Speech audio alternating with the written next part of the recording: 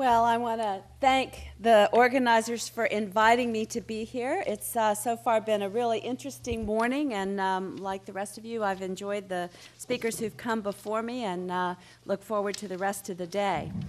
I want to give you a little bit of, start a little bit with some history, and then talk a little bit about why people of progressive religious faith are particularly well suited for military chaplaincy. I think to start out, I want to say that there has been, at least among Unitarian-Universalists, and I think about among most liberal or progressive religious bodies, organizations, a bit of an ambivalent relationship between their faith and military service, kind of from the beginning. And it's been kind of back and forth, sometimes more positive, sometimes more negative, ever since. I know for Unitarian Universalists, our history goes all the way back to the founding fathers. We were among the signers of the Constitution and very active in the Revolutionary War. 30 of the chaplains during the Civil War served on the Union side of the Civil War.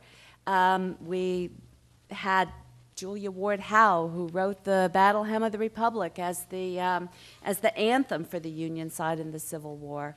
And then later she had sort of a turn of heart in the period of the Franco-Prussian War and became a pacifist and wrote passionately the Mother's Day Declaration, proclaiming a need for us to eschew war.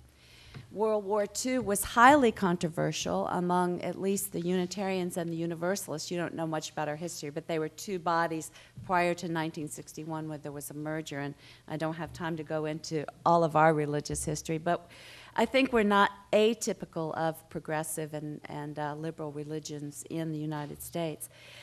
William Howard Taft, who was the president, became the moderator of the American Unitarian Association after he was president. And at one of our general assemblies during that period, the assembly voted to be in favor of World War I. But many of our prominent ministers opposed it. And at one point, there was a big kind of internal battle about this. And the denomination at the time withdrew support for congregations that proclaimed opposition to World War I. World War II was generally supported among our denomination and among most progressive and liberal religions. I was so touched by your story of being a disciple of Christ and growing up in the Father. Where is she?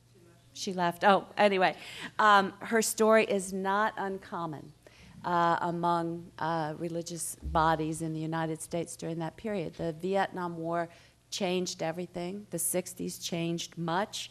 In our denomination, congregations were split over that. The World War II generation who had served so faithfully and so proudly felt their dignity was undermined by the tone and the tenor of the anti-war movement at the time.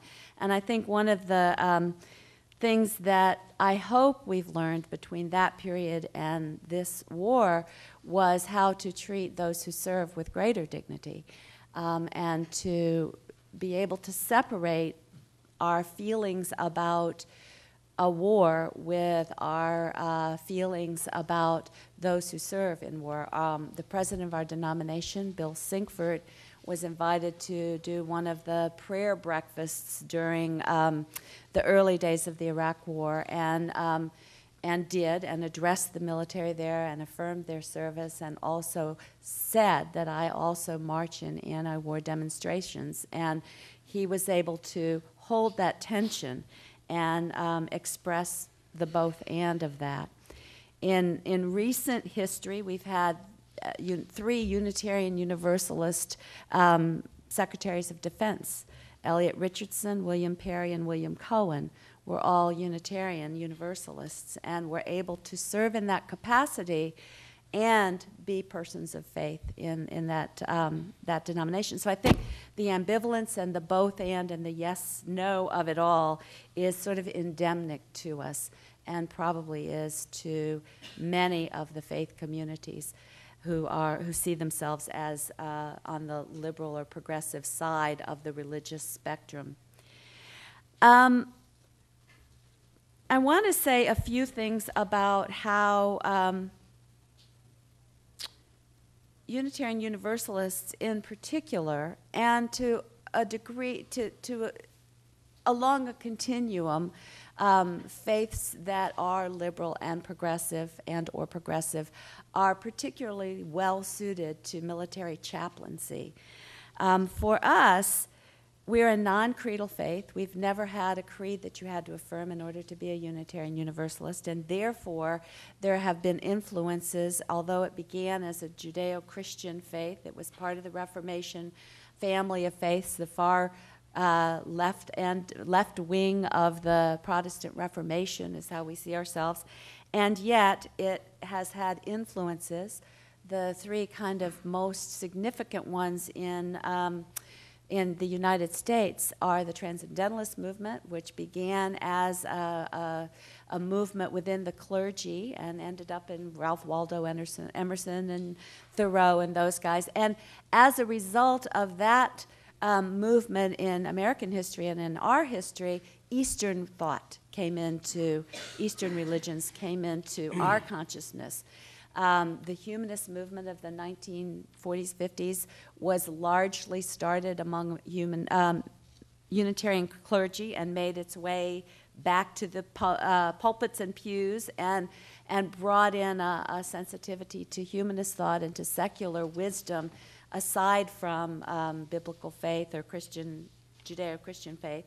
And in addition, the women's movement that started to look at and reclaim pre-Christian feminist religious traditions brought a consciousness toward paganism, pre-Christian paganism, and a sort of a interest in neo-paganism into our consciousness as well.